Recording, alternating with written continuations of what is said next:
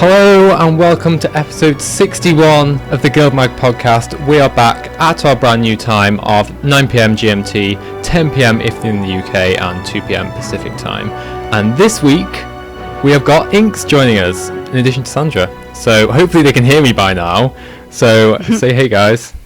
Hello. There we go. Hello.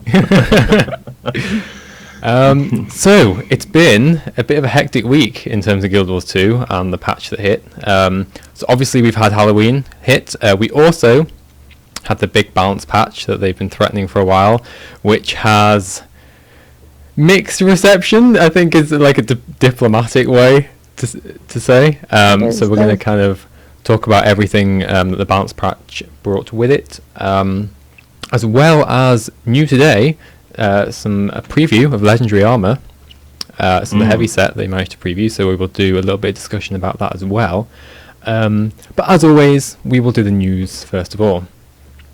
So, like I said before, Halloween has returned to Tyria. Sadly, there is no new content though, but there are some new items. So we have 3 new weapon skins. We have Jailbroken, which is I think it's a focus skin. It's basically just like you're holding a lid of chains. We have the Grim Pact, which is a pistol, and Onus, a brand new hammer. They're going quite cheap actually. I think they're like 1 to 2 gold on the TP, so get your hands on them. There are also a couple of new minis. So we have the Feline Familiar, which is a cat in a witch hat, as if we didn't have enough cats already in the game. I know Sandra is particularly excited about this. I am. I collect cats these days. And there is also a home instance version of this cat, which Inks has kindly done a video guide for. So we will link that in the show notes so you can go and check out. There's also a brand new... I have no idea how you're meant to pronounce this. Is it Thailog? Is that how you pronounce this mini's name? That sounds good. Yeah, I think so. So Thailog the Gargoyle, which is basically like a fiery griffin, which looks quite cool actually. And Charles the Hellfire Skeleton.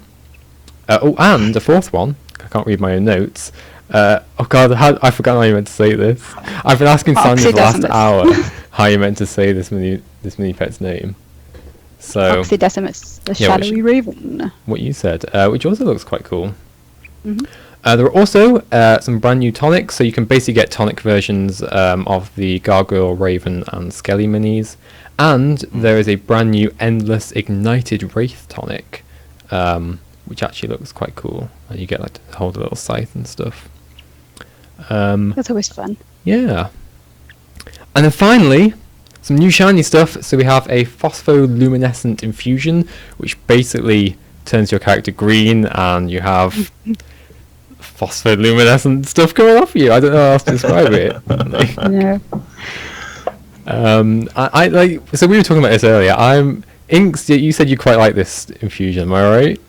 Yeah, I like in general. I like things with particle effects. I like the infusions. I realize that even now, the number of infusions we have, it gets overpowering. But that's what I like about it. I know that some people like more toned down things, so it's perhaps not for everybody. But yeah, I like the infusions a lot. Yeah, I like the bit that's outside you, but not the bit that turns your skin the same colour. Yeah, that sickly green hue. Yeah. Yeah. So if green isn't your thing, we also have the It's very Halloweeny. Yeah, it is. So I guess in October it's fine, but for the rest of the year, put something else on. And yeah, so if green isn't your colour, there is also a Polyluminescent Undulating Refractor, which is basically just a trinket, which turns you teal instead. So there you go. That's the new stuff that you can get for Halloween. So with the patch, we also got the balance changes, which we will go through shortly. And in other game news, so the solo duo queue for PvP was voted on with a whopping basically 79% yes vote. So we'll be getting that in Season 5, and I think quite an overwhelming majority of that. So we'll see how that goes. And like we said earlier, Legendary Armor was previewed a couple of hours ago, and we will talk a little bit about that. Whew. And finally, Gemstore news before we actually get into the discussion.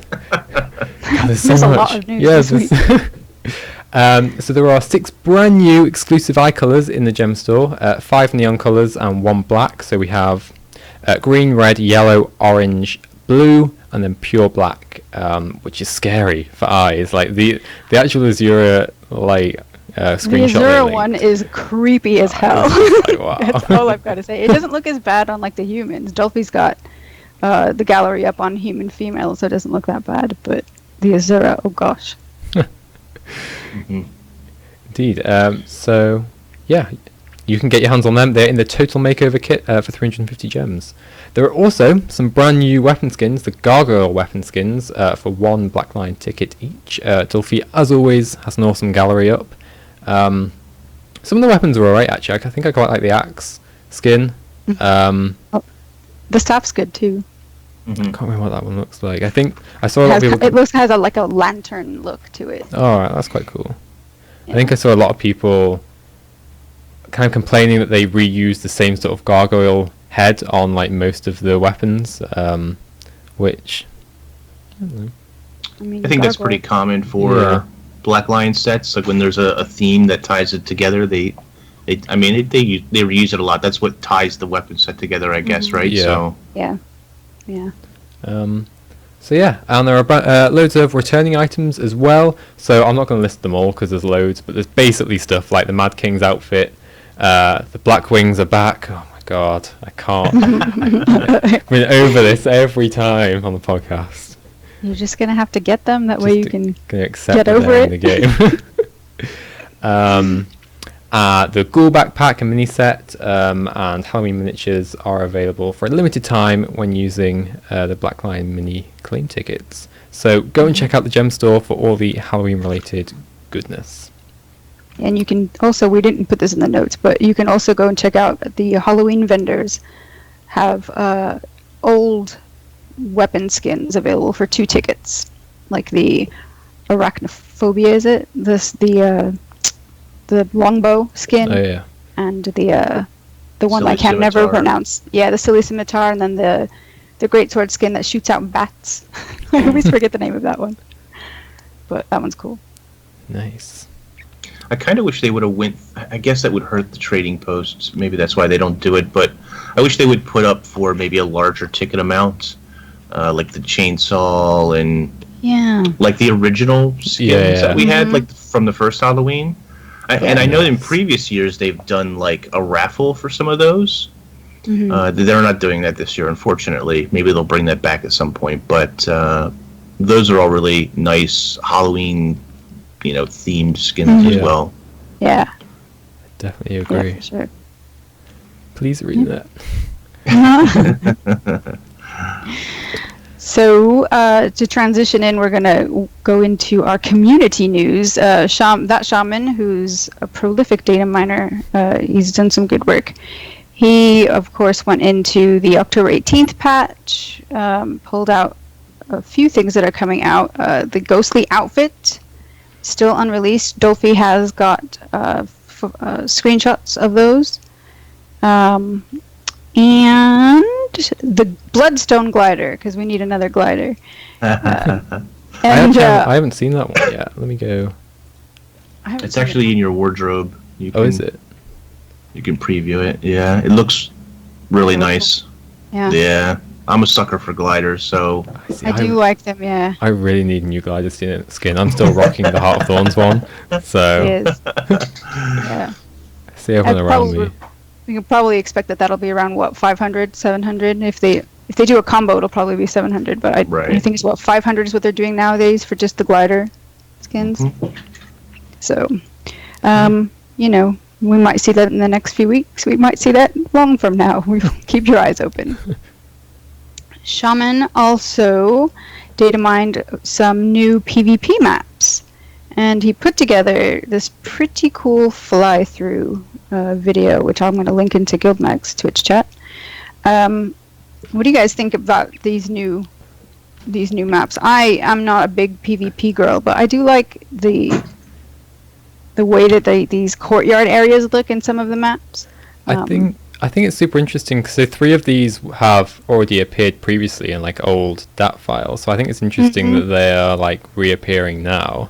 Does that mean that they're kind of like in development, or is it just like sort of like flick of a switch mistake? Oops, I put them in there by mistake, sort of thing.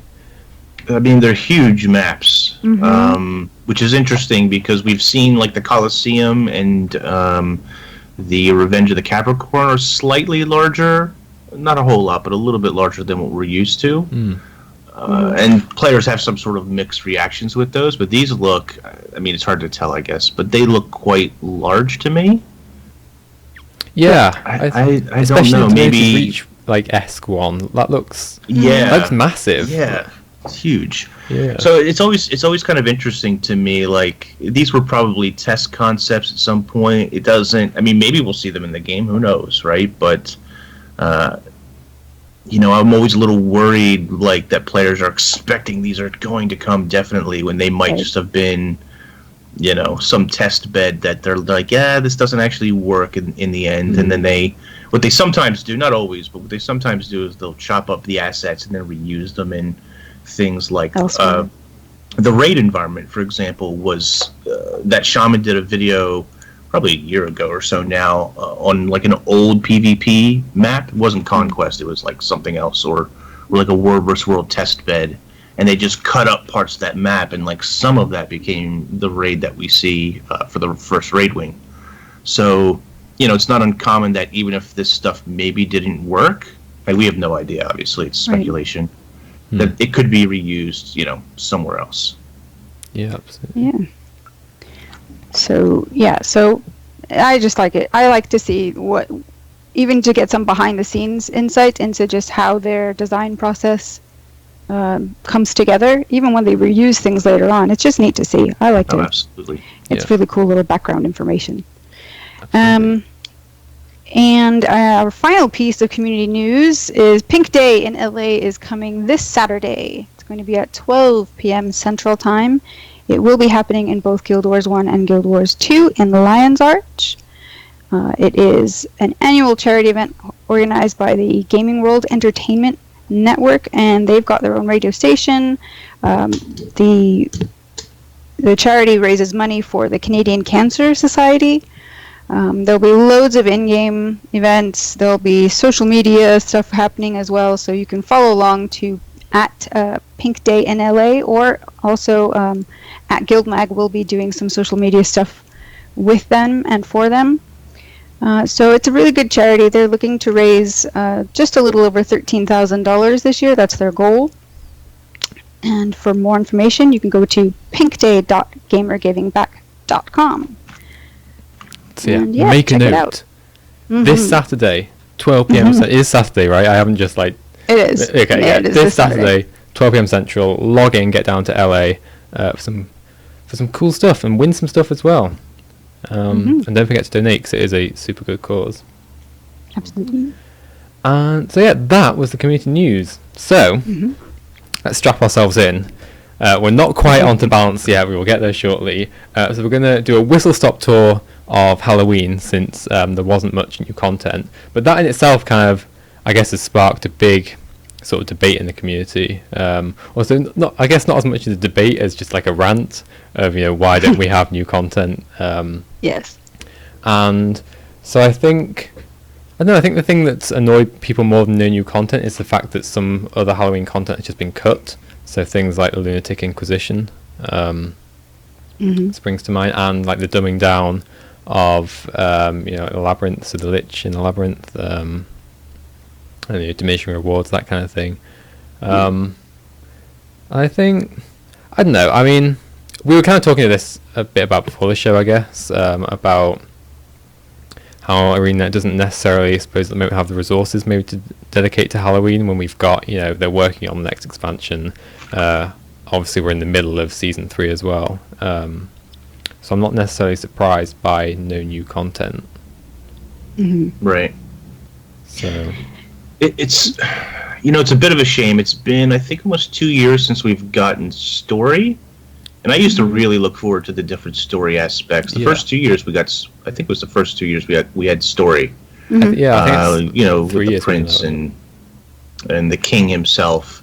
And there were some rewards tied to that, which was really nice. You know, there's the Mad Memories back piece that if you didn't play in the first year, you know, you couldn't have, or you can't have. And it would be really great if they could, like, at least bring those stories back so they're replayable. I mean, obviously I want new story, and that would have been enough to, like, sort of push it forward for me, as well as long as they maintain the old content. I know a lot of players will complain about recycled content, but when it comes to festivals, that's kind of standard in an MMORPG, right? Like, lots of MMOs have festivals, and sure, they do add a little bit here and there over time, but the old stuff kind of just, unless it was really bad or broken, it just kind of stays around. And my only guess could be is that some of that old content doesn't really work anymore since Heart of Thorns. Something like we talked about, or we have talked about SAB in the past, and Josh Foreman has said, well, there was a lot of jury rigging to get SAB to work in the first place, and they had to go back and retool a lot of things in order to get it to work. And now we have that as a festival, like every year. So my only guess could be the story steps, and maybe some of the Lunatic Inquisition or something. Maybe it doesn't work the same way since Heart of Thorns. They need to recode that stuff, and they just didn't have the resources for that, I guess. I think that's probably the most logical explanation, because, I mean, you know, no sane, I think, company anywhere would just deliberately get rid of content for no apparent reason. Right. So. Yeah. I think one of the things, too, that if you are coming to Guild Wars 2 from Guild Wars 1, and you've seen that you can replay a lot of the old quests from previous Halloweens in Guild Wars 1, there's that sort of expectation amongst the veterans of the franchise that, you know, we used to be able to do it. We like Halloween. We like being able to go in and do the labyrinth, for example, but why not create a sort of instanced area where we can go and do these old story quests again? I would like to see them doing that if they can. I think it just would be a way to just have something nice for the community in terms of offering something in terms of content. But yeah, I think the thing that made me most sad was what they've done with the labyrinth bosses and making them so easy now. When that was one of the joys of just being, hey, let's go in and, you know, get a Zerg together and let's all die. You know, kind of that sort of, I guess, raid mentality in a way that works now. But yeah, I'm not really, I don't understand their thinking behind the bosses, but behind the old areas like Lunatic Inquisition, maybe it's just broken. Yeah. So as Craig Dias in chat says, in Guild Wars 1, Halloween was updated because there was little to no other content being developed, unlike now, which I think is probably a very valid point. So I imagine most of the studio is just full steam ahead with whether it's legendary armor or season 3 or next expansion or new PvP maps or whatever. So I think that's probably, and it's it's interesting. Like, we have no idea exactly how their internals work. We know there was that small team that was working on legendary weapons, and they're partially responsible in some form for the current events that we're getting, which I'm sure they're busy working on even more current events. But it would have been great if maybe they could have, and it's easy for me to say because I don't know the talents of those people, I don't know the strengths of those workers, but if they could have looked at Halloween just a little bit. I mean, obviously some people did because they made new rewards, which is fantastic. And I actually really like the new rewards that they came up with, but obviously just not really enough time and resources for eventy kind of things. Even the jumping puzzle, the clock tower, which is always a lot of fun, didn't really the rewards for that are a lot less, or they're lessened. Like, I think some people expected to get a new exotic or something, like in previous years you did. That's just not the case this year unless you've never done it, and then you still get the initial one. So yeah, just a lot of sadness. I think a lot of people were looking forward to Halloween as being an iconic festival within the game, and just now it's just sad, Yeah. which is kind of a shame. Indeed. So Crag also goes on, didn't Josh Foreman update Halloween solo one year because no one else could? Did he? I don't don't know. remember I don't remember hearing reading that. that. Or Not sure. I'm not sure. I know for Winter's Day there was a developer, and I apologize because I don't remember his name, but he like hand placed all the decorations in LA one Winter's Day because LA got destroyed and then it got rebuilt, not to what it is now, but something else. Mhm. And because of that, he had to like hand place all the gifts, and so time consuming. Wow. But I remember that. Yeah. Oh. So that's Halloween in a nutshell. yeah. Go and play it though. If you like Halloween, there's still, you can still go There's and play still the things to content. do. It's still there, and there's still Yeah. the new stuff you can get your hands on. But yeah, let's talk about balance because I think this might take a while.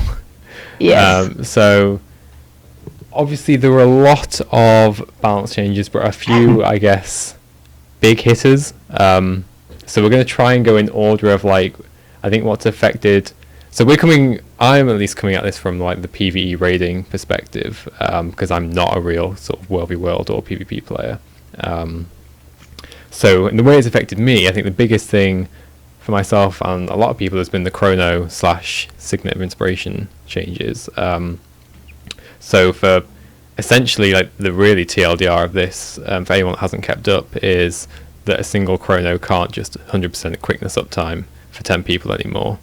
So Signet of Inspiration, basically, its active component has been reworked so that it now applies one of each of your boons to nearby allies for the same duration the passive skill applies them. So basically, if you have, I think it's like 100% boon duration, you'll give 6 seconds of quickness when you use the active skill. And so it's kind of, in raiding at least, forced a sort of 5-5 mirror comp necessity because quickness is that, I guess, important or desired that bringing 2 Chronos is still worth it essentially. And it's, I guess, annoyed a lot of people in a way because it's made certainly the raiding meta, I guess, a lot more stale because you've now really only got 4 interchangeable DPS slots because you're kind of forced for a Chrono, Druid and PS Warrior to fill essentially 6 slots, 2 of each. So that was an interesting change. What's even more interesting about that is, early on when we were talking about, when ArenaNet talked about raiding, is one of their goals was to not fall into the classic MMO raiding trope of waiting for tank, waiting for healer, right? But now I'm waiting for 2 Chronos, I'm waiting for 2 Mesmers, or 2 Druids, I'm waiting for 2 Warriors. Like, you're waiting for this mirror comp. Where before this, sure, you needed a Mesmer because Signet of Inspiration was so powerful, but, there was a lot more diversity of the types of classes you could bring, and then the builds those professions or classes could play. There was a lot more diversity in that as well. We're going to get to the other balance changes on how that has now been limited as well. So not only are you limited by the number of other classes you can take because of 5-5 mirror, but those classes, like Druid, for example, have even like less diverse roles that they can actually play because of changes to those classes. Absolutely. So mentioning Druid, then we can jump to that. So essentially, so taking this straight from the patch notes. So with regards to Druid, ArenaNet said, in this iteration, we'll now be making healing types more healing power based. So we've reduced base values of many healing abilities while substantially increasing the overall healing power contribution, which means basically, if you want to play a Druid in raids, it's like Zealots or Magi's. You need that healing power to do anything like healing wise, because whereas previously you'd be able to have like Condi and power Druids to provide a tiny bit of healing, mostly for like the Grace of the Land stacks, and do some decent DPS. Now it's kind of like rip those 2 builds essentially if you want to go and raid. Well, it's even worse for the higher tier guilds because they'll just ignore that. They don't really need the healing that badly anyway. Yeah. So the reason they take Druid is Grace of the Land and the other buffs that they provide. And in order to cover 10 people, you need 2 of them. So they're not even going to run Magi's. They're probably still going to run Power for the most part. This really kind of affects the pug groups and stuff like that more. They'll be pigeonholed more into Magi type of builds because you're not quite as coordinated. Thank you. You're not quite as coordinated with a pug. You don't have the same synergy that you're going to have in the group, and so healing becomes way more important in those situations. And to kind of piggyback on that, jumping back to the chrono change, for 2 chronos to give you 100% quickness, you need to be standing in their wells constantly, like as a group, if you want the quickness. So again, with pugs, generally you're not that organized to. I mean, some pug, if you're in the pug with people that know what they're doing, and in time, people will know to kind of stack even tighter, make sure the wells are, hitting everyone. But I think just generally, pugs are taking a really big hit between these 2 changes alone. Not to mention, the whole having to wait for 2 chronos now, like we were saying earlier. So it's yeah.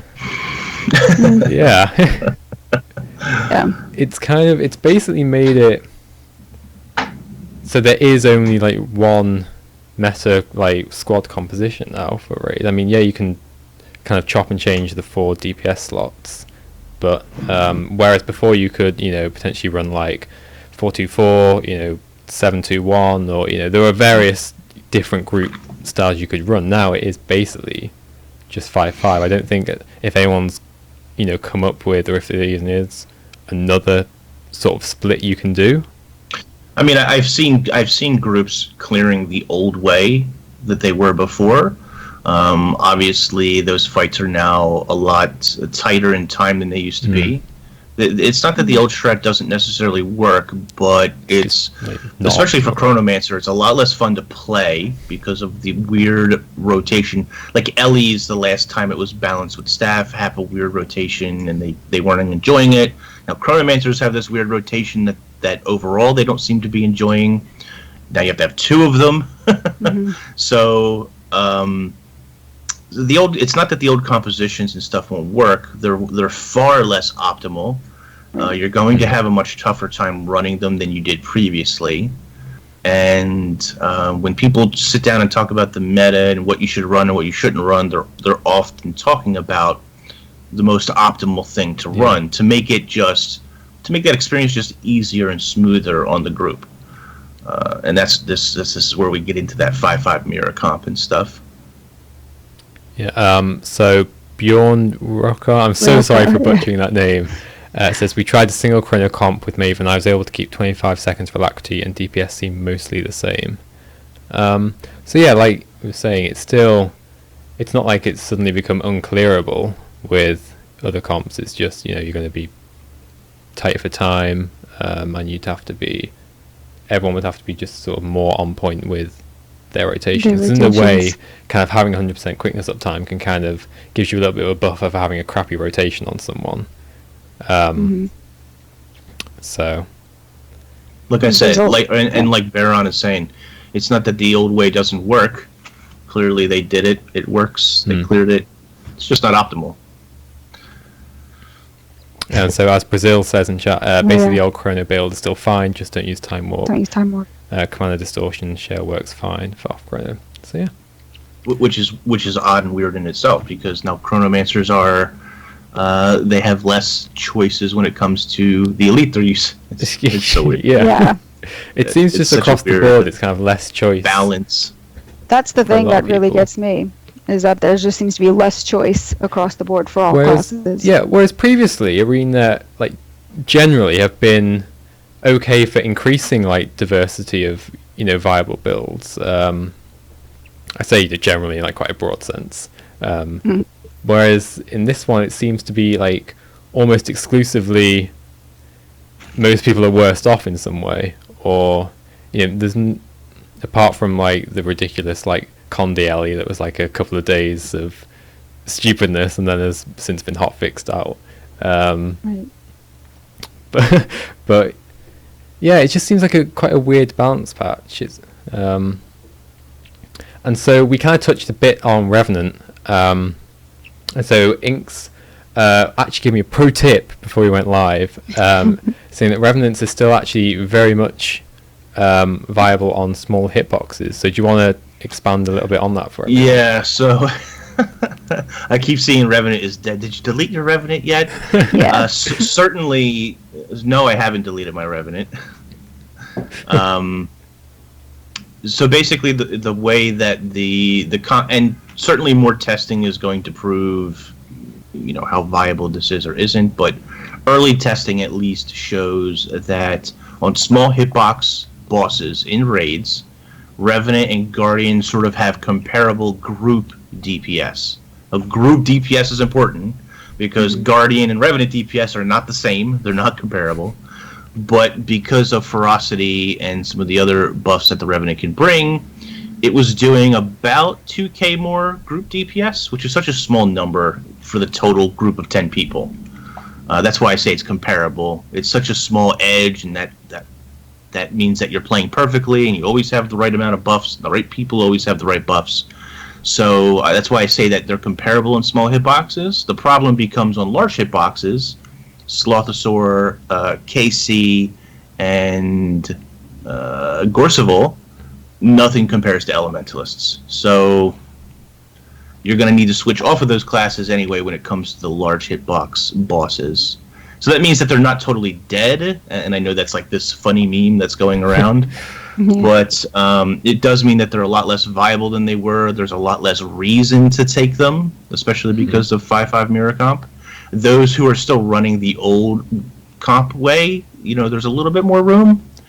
But I think when we start to see videos and people discussing the meta in greater detail, Revenant has less of a spot. But it doesn't mean they're not totally viable, or that you won't see people use them, or they can't be used. They actually do provide a very small increase on particular bosses.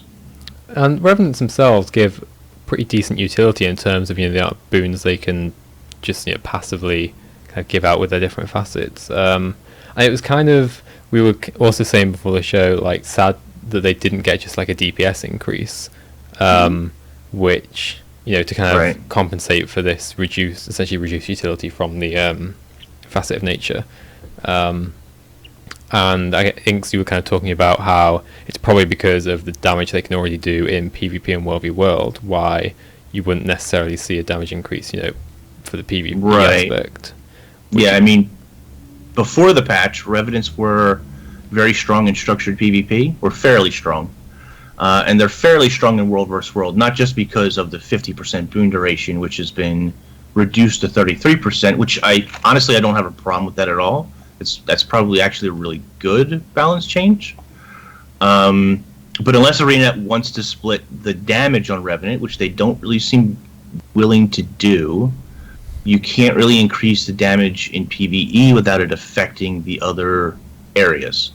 Yeah. This balance patch, unfortunately, also hurt Revenant in structured PvP, so now they're considerably weaker than they were there anyway, and Revenant's probably going to need a little bit of help. I'm not sure how they're faring in World vs. World. My guess would be that they're still pretty good, but the balance, it's funny because it really wasn't that brutal on Revenant, but it wasn't good either. Right. And so then with changes to Chronomancer, which really kind of made Revenant shine in the PvE raid meta, it just puts them in a really bad, awkward spot where they're not that desirable anymore. Like Necros. Necro's even worse off than Revenant, unfortunately. Well, Poor Necros. Speaking of Necros, let's talk about them. So, again, from the patch notes, ArenaNet said we wanted to improve the viability of Necromancer power builds, which have been somewhat lacking in presence. So I think this is something that's close to Sandra's heart, actually. So, I was running Reaper in raids, in our raid group. And, I'm not a big fan of minion builds, just because I would prefer to not have things do damage for me, but I was happy I was dealing with it. But this idea that Necro has been buffed in terms of power because you've increased a bit of power on the axe, which is not usually a weapon that you see a lot of Necros running, I don't understand. So yeah. But the idea of Lich form and the Jagged Horrors, it just seems like ArenaNet isn't really sure what to do with Lich form, which is something that you have been seeing a lot of on Reddit. And what do we do with this elite skill when we keep having to either nerf one or more of the skills, and it's got such a long cooldown anyway? So I don't know. I'm just not. My Reaper's just going to be sitting there for a while until they do something else to make them viable again. But yeah, I don't know. Sadness. It's really a shame because necromancers were finally in a place where they were useful, viable, wanted for the first time in like 3.5 years. Yeah. And a lot of that power came from the minions, which is a little unfortunate, like you were saying. And Brazil did a whole video on this where he talked about a lot of classes, but he really touches on Necro, which is something he used to really enjoy. Mm-hmm. And I know he's in chat right now. And the problem was, I think, that ArenaNet never intended you to stack as many minions as you could stack with the help of healing from other classes. You could keep them alive for a very long time, and you could stack quite a few of them up. And their solution to this, I don't think, was a really good one. I think there's a lot of ways you could have addressed this and a lot of solutions that you could have come to. This is like... we talked before about they really should have done an Ask Me Anything, because I just don't understand this solution. As far as making power better, like I've heard a lot of necromancers say, yes, we want a good power build. Right. But they didn't really do that. They didn't really provide that. So you nerf the condition build to the point where it's not viable to run, but you don't make power viable enough to run. Like, power is only doing like 25, 26k DPS, and it's just not good enough compared to the other classes. Salclazer, I'm sorry if I've just butchered your name. Salclazer in chat says, axe buffs on Necro are really noticeable in World Reworld, though. My Necro is a World Reworld only character now. So there you go. That's a problem. Exactly. Absolutely. Every time it just comes back to we should just split skills. Well, not we, but ArenaNet. And so they did it even a little bit this patch of splitting some. I can't remember what exactly, but I remember reading certainly in some areas that some sort of functionality or values have been split between PvP, World World, and PvE. So it's not like the technology isn't there to do it. At this point, it's just some reason. And they are, to be fair, they are splitting skills more often now. Like this bounce patch, like you said, had a lot of skill split. Just not skill split in the right areas, it would seem, or at least not in the desirable areas from what the community is saying. And I don't know if it's one of these things where they're like, well, we'll split a little bit and we'll see how it goes, and maybe we'll split a little bit more, see how that goes, rather than do like large splits. But I think that they need to be a little bit more aggressive in those splits, because you're nerfing things that need to be nerfed in World vs. World. And I totally understand, and I sympathize with those players who have had to deal with the meta that they've had to deal with for so long. Signet of Inspiration and changes to Revenant were really needed there. But that then affects other game modes where, maybe it was needed in some form. Like, I don't think that 100% quickness uptime for 10 players on one Chronomancer, I'm not sure that was intended by ArenaNet when they make Chronomancer. Yeah, I don't think so either. But the solution to that is not great. It's not good, So, there needs to be some sort of split there where you can differentiate between what is needed for PvE and then what's needed for World vs. World, because I think those needs are different enough that warrants a split.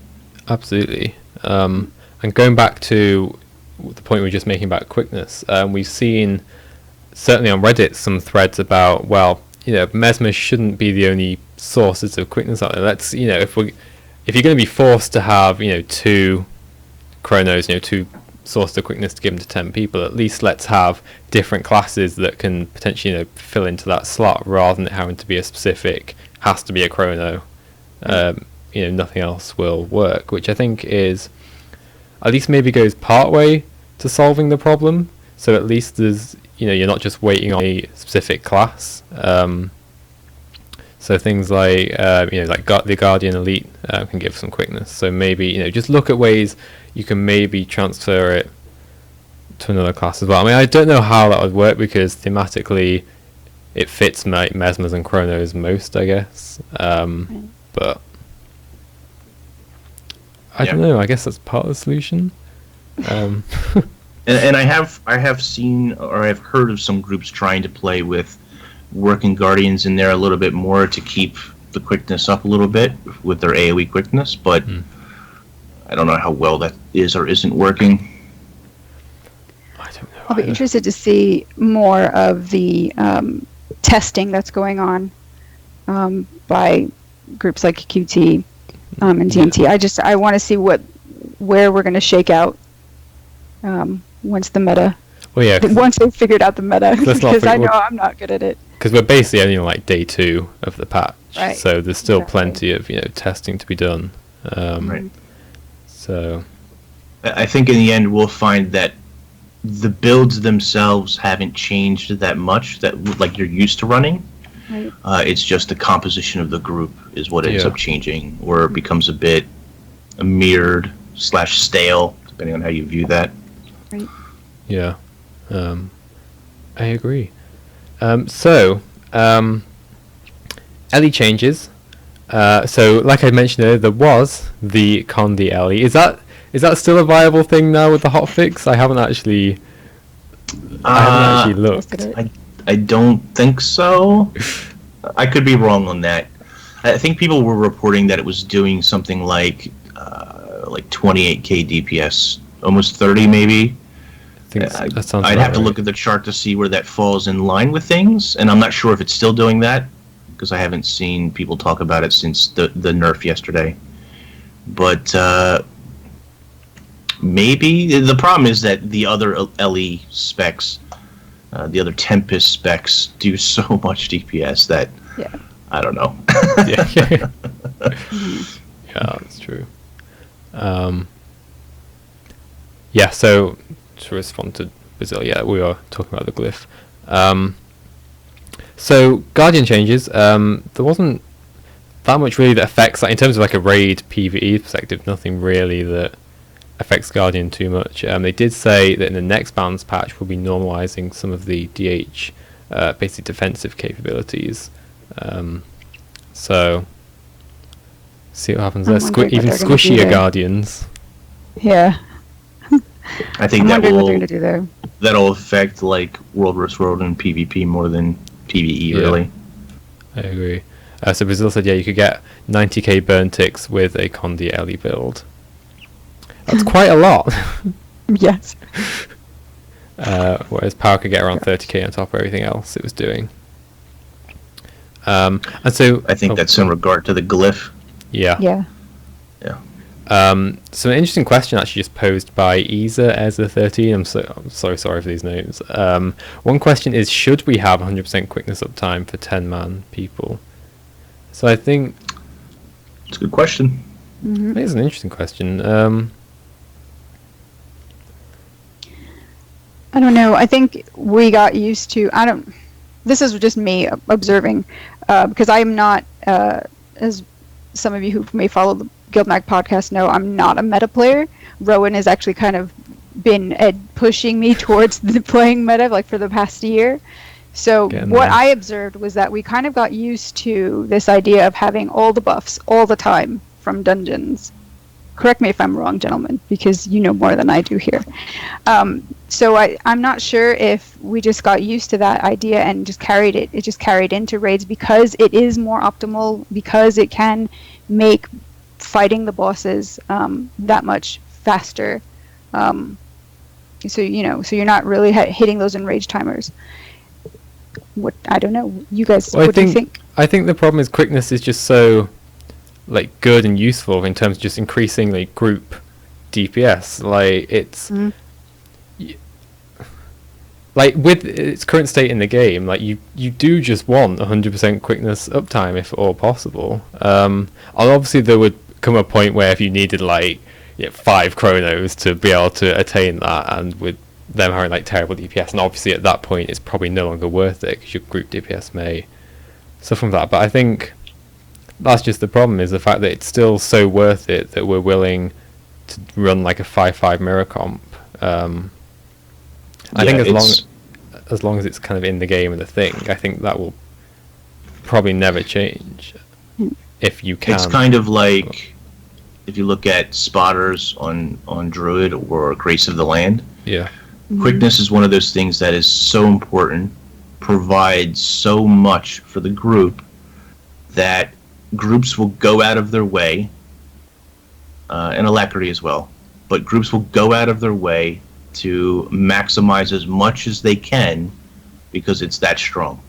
So whether or not we should actually have 100% quickness uptime becomes a little bit irrelevant, because groups will do everything in their power to maximize it as much as they can. Even if they can only get 90%, 97% or 95%, they will push themselves to get as much as they can because it's so strong. Yeah. Absolutely. So do you think it could get nerfed? Quickness itself get nerfed? Not so much the sources where it comes from, but the boon itself, could it get nerfed in future? I don't know. I mean, to make it less desirable? I honestly think the solution is just give more classes the ability to do what we like, to give the quickness uptime we want in raids. Because I think that's the biggest problem at the moment, is Chrono is the only class you can bring, and we're stuck in this. We need to find 2 Chronos if we want a raid. So I think the start. I mean, it's interesting because we're talking a lot about quickness because it is important, but alacrity is I don't want to say equally important, but it's very important as well. And there's certain classes that benefit from alacrity, and there's some that don't, like Thief. And that's part of the Chronomancer's package. Not only does it provide quickness, but it also provides it's the only thing that provides alacrity. Yeah. So this comes back to like Druid. There's lots of classes that can heal, but Druid also provides Grace of the Land, and it provides spotters and damage, boosts, and that's why you take Druids, right? That's why they're so important. So it's not just one single thing, but it's the combination of all those things in one package that makes the class so desired that you can't live without it. Right. Absolutely. So, so those were, I guess, the biggest balance changes. Thief. Okay, I guess we talked a little bit about this before, like off air. So on small hitboxes, is it kind of the same? It may be in terms of a raid setting. Yeah, I think so. Like I said, nothing compares to Ellie on large hitboxes. I have seen people running Thieves. I'm not, I don't play a lot of Thief myself, but even though they don't benefit from alacrity, my guess would be is that there could be a DPS spot for one in the group. Same with Engineer. Yeah, Engineer's seen some buffs to bomb, I think. Yes, Engineer is actually the one class I don't really play that much of. So I'm like, these balance changes for Engineer have just gone like way over my head. So I don't know if you're able to expand on any of the points. Not a ton. Engineer, I think, still needs a little bit more love. You could say that about a lot of classes, I guess. But they did get a little bit of buff. I have seen people running them a little bit more in raids since then. I don't know if this has to do with classes getting pushed out and them benefiting from that, but they did see a little bit of a damage increase as well. I'm sure somebody in chat can probably correct me if I'm wrong in some areas, but Engineer's a little more desirable. Not that Engineer's funny because they always did good DPS. Even before the patch, they did really good DPS. But the rotation in order to perform that good DPS is a lot more complicated than, say, pressing 1 rotation on Guardian or Revenant. And so... Isn't it like a 20-point rotation or something stupid. Something like that. I don't know how large, but it's complicated or large enough that if you mess it up, then you end up doing sort of average DPS instead of the really good DPS you could be doing. So players sort of avoided it more than other classes that were just easier to play. It's completely understandable. So I guess that was a TLDR of the biggest balance changes. Is there anything else we wanted to kind of bring up or mention? Oh, there was one thing actually. So I saw this post on Reddit. There was, I think, on Tuesday, talking about the Chrono stuff. I thought it was an interesting point that I have yet to see if this is even an issue. So Signet of Inspiration now passively will also apply stability. And I saw one person go like, well, what happens if you passively apply stability to everyone at Slothazor right as your conditions are about to get converted, your boons, are about to get converted in conditions, because that would then get converted into fear, and it would basically just be like a AoE group-wide fear for everyone. I don't know if that's actually going to be an issue, but I thought it was, I guess, an interesting thing to bring up, maybe. So wait, so what's the concern again? That the stability is going to get turned into a fear? Yeah, so in your Slothazor, with the Slublings will convert conditions to boon. No, other way around, boons conditions. Right. So stability would get converted into fear. I think it was stability. It was basically one of them that it'll passively apply will get converted into fear. And so if you're spreading that out to everyone, you're basically spreading out an AoE fear instead of AoE stability at Slothazor. Because you're taking 4 elementalists, you can actually you can nullify that sort of. Yeah. So it might not be that big of an issue. It would probably catch some people off guard, I'm sure. Especially with 2 Chronomancers now. Maybe the Chronomancers switch something there. It probably isn't really that big of an issue. It is interesting though that that probably is going to happen. It's going to probably catch some people off guard, right, by surprise. It's probably going to happen to me on Monday. I can feel it. Elementalist should really kind of nullify that, though, I think, especially if you're taking 4 of them on that fight. Yeah. Anything else we wanted to mention about balance before we move on to our final thing? We talked a little bit before the show about how, at least for me, I do understand where a lot of these nerfs are coming from. A lot of these negative balance changes are coming from.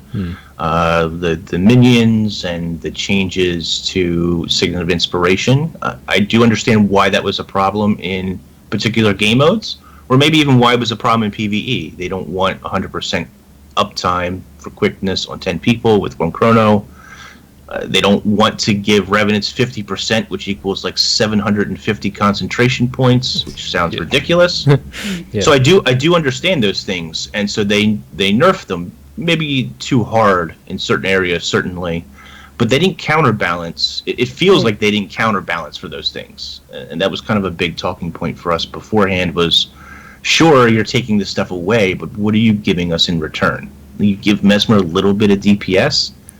That's not a good counterbalance. Right. You give Necro a tiny bit of power on Axe. Like, it's not enough. Like, you didn't make another thing viable for them to stay in the game.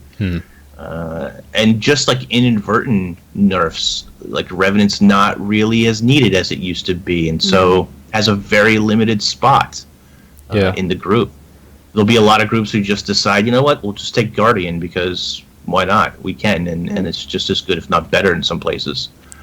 Yeah, I suppose. Go on. So yeah, like, I do understand some of the balances. I think some of the balances are probably warranted, but then you didn't really counterbalance, and so we find ourselves in this really poor situation where people just aren't happy right now. Yeah, I think the changes have probably come from a good place, like with good intentions, but the reality is probably haven't been thought through for all game modes as much as they probably should have been. So changes that were applied for, say, a PvP or world v world reason, I suspect probably like the PvE implications haven't been thought through as much. And we were kind of talking about before we came on the show about how big is the actual balance team itself. Does it potentially need either more people or more time to test things, or need to involve maybe like third-party outside testers, like guild groups that help test raids? Is it maybe time to start involving groups like that for big balance changes that affects large parts of the game? Yeah, and players have been asking for kind of a side topic, but players have been asking for a PTR for a long time, where you would test these balance changes on a larger scale. And ArenaNet can't or doesn't want to seem to do something like that. I don't really know the answer. We don't have that inside track.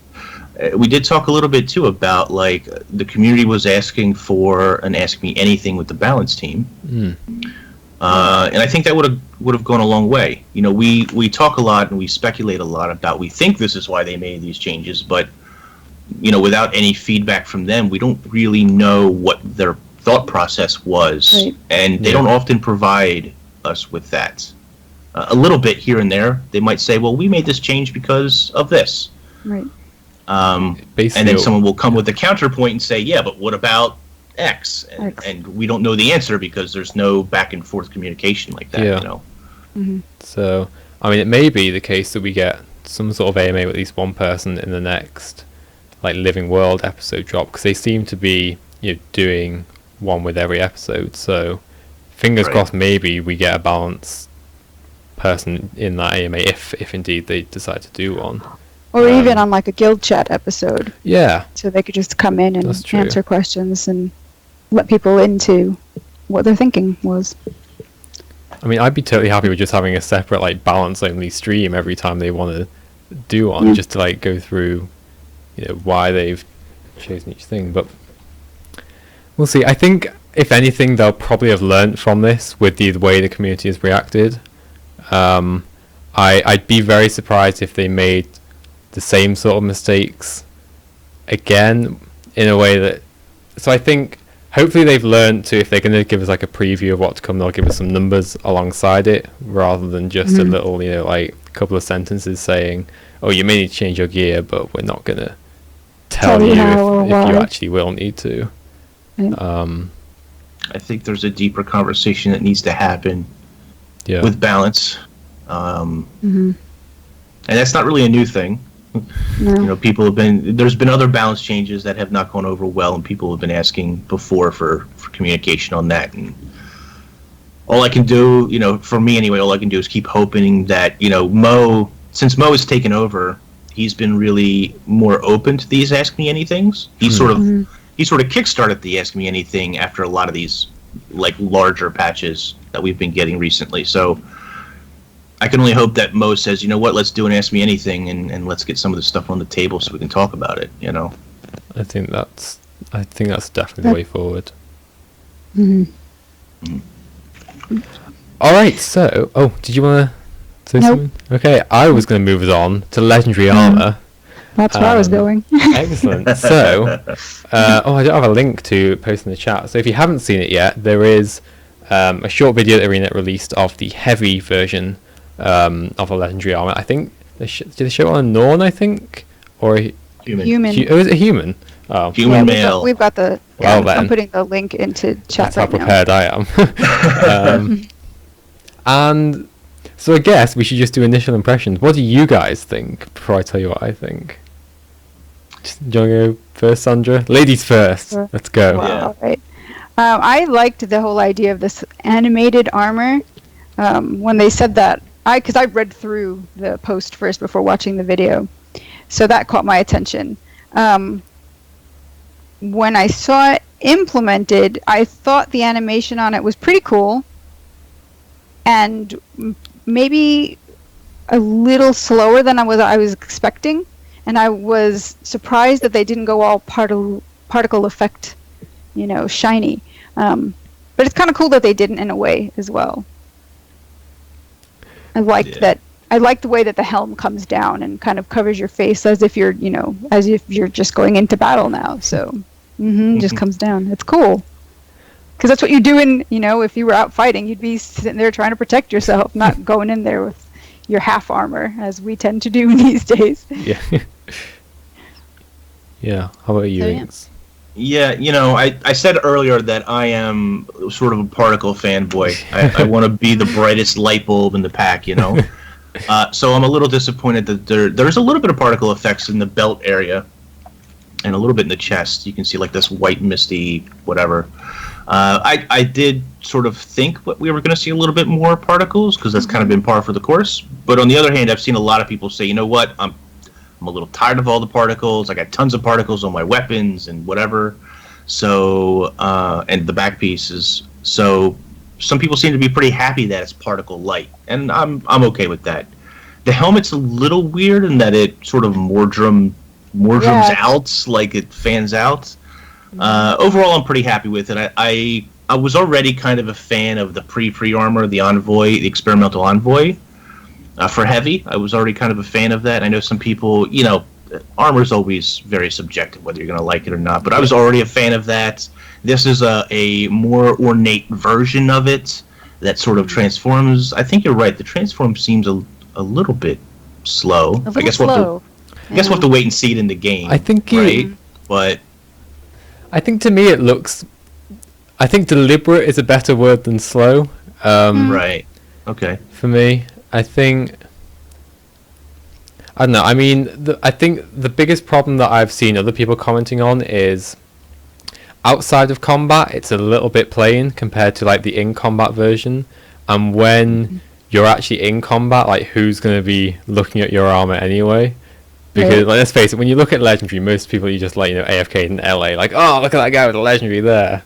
Or I actually quite like it though. I thought I wanted a lot of particle effects from armor, but then when I actually saw it, and I kind of imagined what it would look like with like my legendary weapons, backpack and all the rest on top of it, I thought, I'm actually quite glad that there aren't that many particle effects on it, because I think the way for me as I'm looking at it is it's like a nice backdrop to the other legendary stuff that I have. So it's kind of grown on me since I watched it, because I first saw it I was like, and then I watched it again, and like each time I've watched it I think I've liked it a little bit more. My biggest concern is what it's going to look like on Char and Azura, because I'm a Char main, so all my legendary stuff goes on my Char, and if it looks horrible on Char, I will be super disappointed. Yeah, and I understand it's a little trailer video, so they tend to a preview video, they tend to make those not that long. But it would have been great if because as soon as that shaman gets his hands on it, he's gonna blender it up anyway, and you're gonna see it before it gets into the game probably. So I think they should have just done a quick little, hey, here's an Asura, here's a Char, here's a whatever, like just a quick little spin, show the animation on everybody really quickly or something. That would have been nice, because that's what everybody's talking about right now. There's a debate whether you like it or you don't like it, which is, like I said, subjective. But everybody is like, oh, it's going to chop the Char's horns off, and it's going to cut the Asura's feet off, and it's going to be interesting to see what it looks like on them, and how the transform mode or whatever, the active mode, how does that actually look on Char when he goes into combat and so forth. I just really don't want it to look, so most armors on Char just looked a little bit too like stretched out, or like they just don't quite fit properly. The thing that always gets me, besides the tail clipping on Char, is that the helms always look ginormous as opposed to everything else, and it just doesn't scale well. So I have that problem as well. The helms get blown. Like my favorite helm for years on my Guardian was Bram's helm with the horns. Because on a human or a Norn, it's small and it's normal, but on an Asura, the horns are like 10 feet tall coming off his head, because his head's huge, right? So it's going to be interesting to see what the legendary armor looks like on their head. But I'm interested to see certainly what the medium and light versions look like, especially with the whole transformation effect, because with the heavy it looks, I guess, kind of natural in the way it's like metallic, and you can if it was a real world set of armor, you can imagine it would be an actual thing. But it looks more like plate armor. But Whereas like a cloth armor, how do you like make stuff pop I'm out? expecting And flutteries or something, some kind of fluttering, because it's just, how are you going to make that work? I don't know. It's probably why they're not done yet. No, I know. Pretty much. They're probably thinking, how do we do that? I've got no idea. Yeah. Yeah. Should be interesting. I mean, I can't wait to see what medium light are going to look like. I'm not the biggest fan of light, the experimental light envoy armor. It's the butt cape or the half cape on it is really wire meshed, and it moves kind of static, like it's very static. And on the medium, I'm just not a big fan of trench coats or partial. We have so many of them in the game, and there's the big shoulder piece, which I could do without, but we'll see. We'll see how that all ends up looking. Indeed. So yeah, we will see what legendary armor looks like. I'm quite excited for it. I'll be happy to finally be able to finish like the collections. Oh, yeah, that'll be for sure.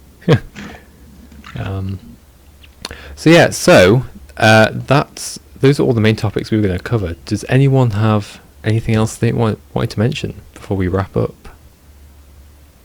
I'm good. Are we good? All right. Good. So a big thank you to everyone who's joined us in the live chat. Thank you for sharing your opinions. We do really appreciate it. If you are watching the recorded version, feel free to share your opinions in the comments section below. We do try and read and respond to all of them. Big thank you to Inks as well for joining us on this episode. Yes. Don't forget, we are live every Thursday at 9 p.m. GMT, 10 p.m. UK time, 2 p.m. Pacific. Inks, when do you stream? Do a big to be determined. Follow me on Twitter. Twitch for me has gone through a big rework recently, so follow me on Twitter. Follow the YouTube channel. Yeah. Those are the big places that I release content at currently. Streaming is to come soon. There we go. So so in terms of GuildMag streams, Sandra on Tuesday hopefully should be back with finally. your stream. And so we'll be back next Thursday. Don't know what we're going to talk about. We will find out. So I'll see you guys then. So bye guys.